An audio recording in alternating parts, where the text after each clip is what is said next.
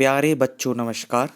हम कर रहे हैं 8th ग्रेड पुस्तक के गणित के अध्याय 3 को। यहाँ पर है चतुर्भुजों को समझना। तो आइए चतुर्भुजों से संबंधित जो भी प्रश्न हैं हम उनको क्रम से हल करते हैं। यहाँ पर मैंने उनका विवरण भी दिया है, यदि आप इनको समझना चाहें तो आसानी से समझ सकते हैं। ठीक है, अब ये हमारा चतुर्भुज है। चतुर्भुज में कितने कोण होते हैं? 4 कोण होते हैं। ध्यान रखना है, चतुर्भुज के जो अंदर वाले कोण हैं इनका योग 360 अंश होता है। तो यहाँ पर हमने लिख लिया है, चूंकि चतुर्भुज के चारों कोणों का योग 360 अंश होता है। अब चतुर्भुज के 4 कोण कौन कौन से हो जाएंगे? 1, 2, 3, 4। जब अपन इन चारों को जोड़ेंगे तो इनका जो टोटल आएगा वो कितना आएगा? 360। तो अपन ने वैसा ही कर दिया। ठीक है, अपन ने लिख दिया कि इनका योग कितना है? 360। अब देखो ए एक्स है तो ये ज्यों का त्यों रहेगा, ये संख्याएं जुड़ जाएंगी तो जुड़ गई। हमने इनको जोड़ दिया, बराबर में 360 है। अब चूंकि हमें x का मान निकालना है तो हमने x को यहीं रोका, इसका पक्षांतर कर दिया यानी कि उस साइड भेज दिया, तो घटाना का निशान आ जाएगा, ऋण का निशान आ जाएगा। अब 360 में से 280 घटाएंगे तो कितना बचेगा? 80। तो ये हमारा पहले वाले का उत्तर हो जाएगा। चलिए दूसरा प्रश्न देख लेते हैं। प्यारे बच्चों, दूसरे का जो चित्र है उसको थोड़ा सा ध्यान से देखो। यहाँ पर x का मान पूछा है, यहाँ पर कोण नहीं दिया था। यहाँ पर मैंने 90 लिख दिया है। किस आधार पर लिख दिया है? तो ध्यान से देखो, इस साइड कितने अंश का कोण बन रहा है? 90 का। तो इस साइड भी कितने का बनेगा? 90 का। अब हो गए ना यहाँ पर 4 कोण। अब इन चारों कोणों का योग कितना हो जाएगा? 360 हो जाएगा। तो हमने 360 कर दिया। ठीक है, फिर हमने इनको जोड़ा तो 90, 60 और 110 हो गया 260। अब चूंकि x का मान निकालना है तो 260 को बराबर के उस साइड भेज देंगे। उस साइड भेजी तो घटाना का निशान आ जाएगा। जब हम 360 में से 260 घटाएंगे तो कितना बचेगा? 100। तो इसका हमारा उत्तर कितना हो जाएगा? 100। चलिए तीसरा प्रश्न देख लेते हैं।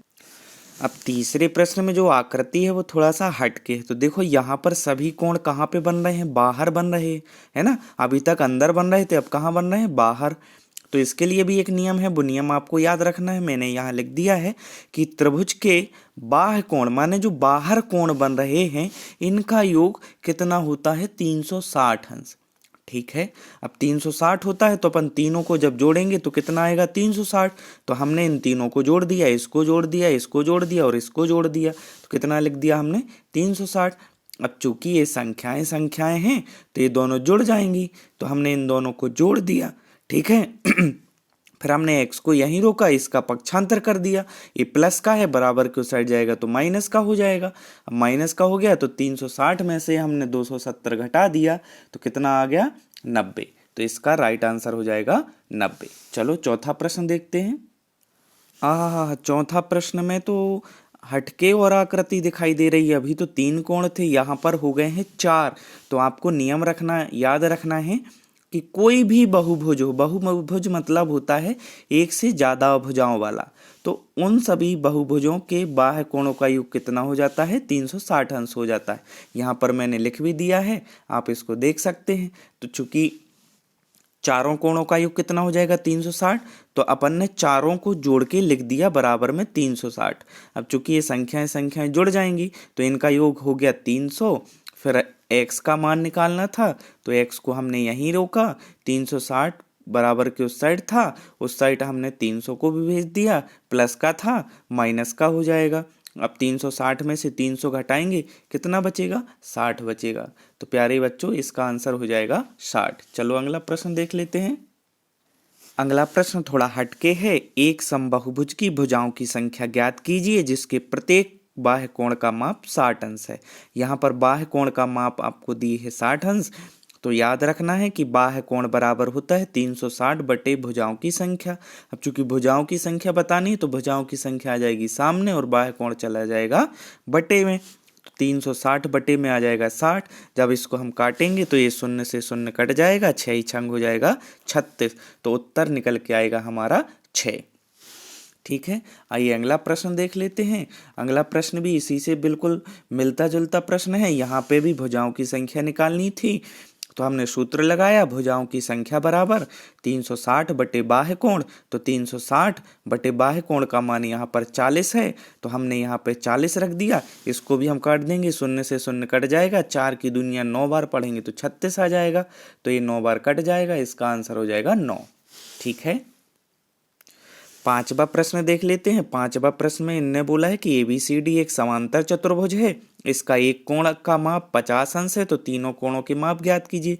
तीन मतलब कौन कौन से, एक ए वाला, एक ए वाला, एक ए वाला, ये तो दिया है। अब ध्यान रखना है समांतर चतुर्भुज है, तो समांतर चतुर्भुज की एक खासियत होती है कि इसके सम्मुख कोण आपस में बराबर होते हैं। सम्मुख मतलब सामने का, तो ये 50 का है तो ये भी 50 का हो जाएगा। हमने इसको x मान लिया, जे x है तो जे भी x हो जाएगा। अब हम इन चारों का जब योग करते हैं तो अभी पिछले सवालों में हमने पढ़ा है कि इनका योग 360 अंश होता है, तो ठीक है अपन कर देते हैं 360। तो हमने यहाँ पर इसको x, इसको 50, फिर इसको x और इसको 50 लिख के इनका योग कर दिया, बराबर में आ गया 360। ठीक है, अब x x जुड़ जाएंगे, 2x हो जाएंगे, संख्याएं जुड़ जाएंगी, 50 50 100 हो जाएगा। 360 बराबर के उस साइड है, इसको भी भेजेंगे, प्लस का है उस साइड जाएगा तो माइनस का हो जाएगा। तो जब हम 360 में से 100 घटाएंगे तो कितना बचेगा, 260। अब 260 बचा, अब चूंकि x का मान निकालना है तो 2 कहाँ चला जाएगा, बटे में। जब इसको हम काटेंगे तो जो हो जाएगा 2 एकम 2, 2 अट्ठे 16 और शून्य का शून्य, तो x जो निकल आएगा वो निकल के आएगा 180। ठीक है, ये जो अगला सवाल है ना बहुत ही अच्छा सवाल है, बहुत ही इंपॉर्टेंट है, अच्छे लेवल का है। तो यहाँ पर ध्यान से देखो, एक आयत है, आयत के आपको विकर्ण दिए गए हैं। यहाँ पर 2x + 4 लिखा हुआ है, यहाँ पर 3x + 1 लिखा हुआ है। चूँकि यहाँ पर मैंने हिंट लिख दी है कि जो आयत के विकर्ण हैं वो समान होते हैं, मतलब एक से होते हैं। यदि जे पूरा 4 सेंटीमीटर का है तो जे भी कितने का हो जाएगा, 4 सेंटीमीटर का हो जाएगा।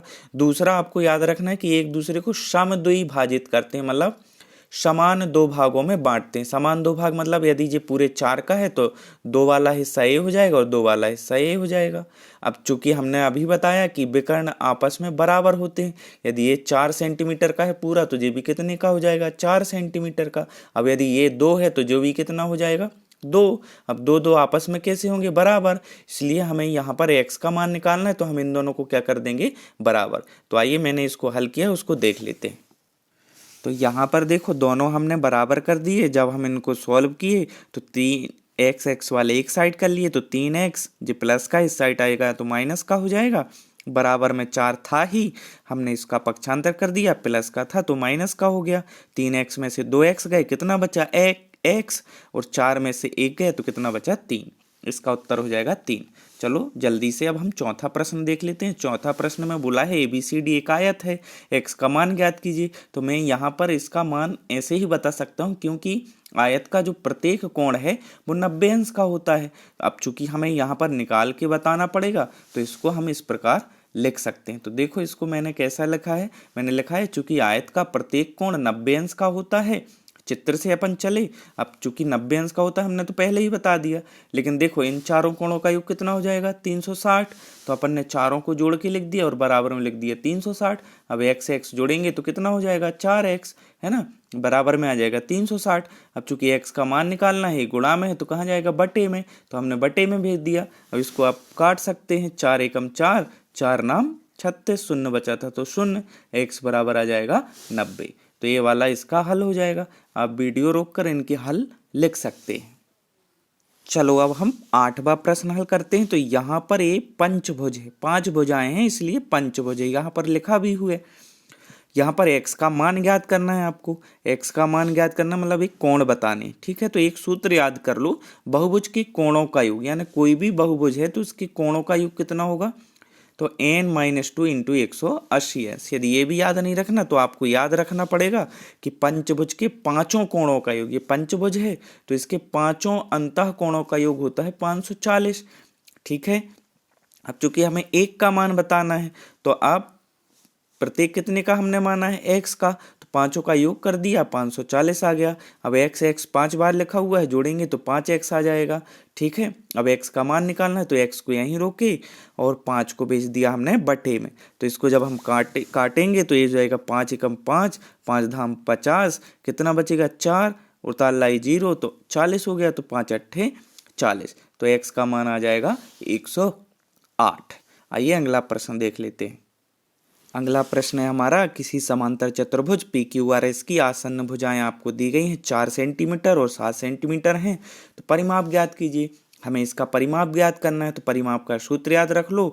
परिमाप बराबर 2 कोष्टक के अंदर a प्लस बी, ए का मतलब है ए वाली भुजा और बी का मतलब है ए वाली भुजा। ठीक है, यहाँ पर मेरे से थोड़ी सी गलती हो गई थी, मैंने इसको सुधार लिया है, आप भी इसको व्यवस्थित रूप से लिखें। हमने लिखा दिया है समांतर चतुर्भुज का परिमाप बराबर 2 गुणित a प्लस बी, आप ए वाला सूत्र लिख देना। ठीक है, यहाँ पर आ जाएगा 7 धन 4, तो 7 4 11 हो जाएगा। अब 11 का गुणा 2 में करेंगे तो कितना आ जाएगा 22, ये इसका आंसर हो जाएगा। चलो यहाँ पर हम लास्ट वाला प्रश्न देख लेते हैं। यहाँ पर ABCD एक समांतर चतुर्भुज है, x तथा y के मान बताने। अब समांतर चतुर्भुज है तो सम्मुख भुजाएं इसकी कैसी हो जाएंगी, बराबर, मतलब आमने सामने वाली जो भुजाएं हैं वो कैसी हो जाएंगी, बराबर, a इसके बराबर हो जाएगी, a इसके बराबर हो जाएगी। तो यहाँ पर मैंने क्रम से इनको बराबर लिख दिया है। कैसे, 5x बराबर 15 और 5y धन 1 बराबर 26। जब इसको अपन हल करेंगे तो अब चूंकि x का मान निकालना है तो x को यहीं रोकेंगे, 5 गुणा में कहाँ जाएगा, बटे में। जब इसको काटेंगे 5 एकम 5, 5 तिया हो जाएगा 15, तो x का मान कितना आ जाएगा 3। ऐसे ही इसको सॉल्व कर देंगे अपन। इसको कैसे सॉल्व करेंगे, 1 का पक्षांतर करेंगे, प्लस का है माइनस का हो जाएगा, तो माइनस का हो गया, घटाएंगे तो 25 बचा। अब चूंकि ये गुणा में है तो कहाँ जाएगा, बटे में, तो 5 एकम 5, 5 25। तो ये हो गए हमारे पूरे 10 के 10 प्रश्न। यहाँ पर हमारा अध्याय 3 कंप्लीट। वीडियो कैसा लगा, अच्छा लगा हो तो चैनल को सब्सक्राइब, वीडियो को लाइक जरूर कर देना। Thank you.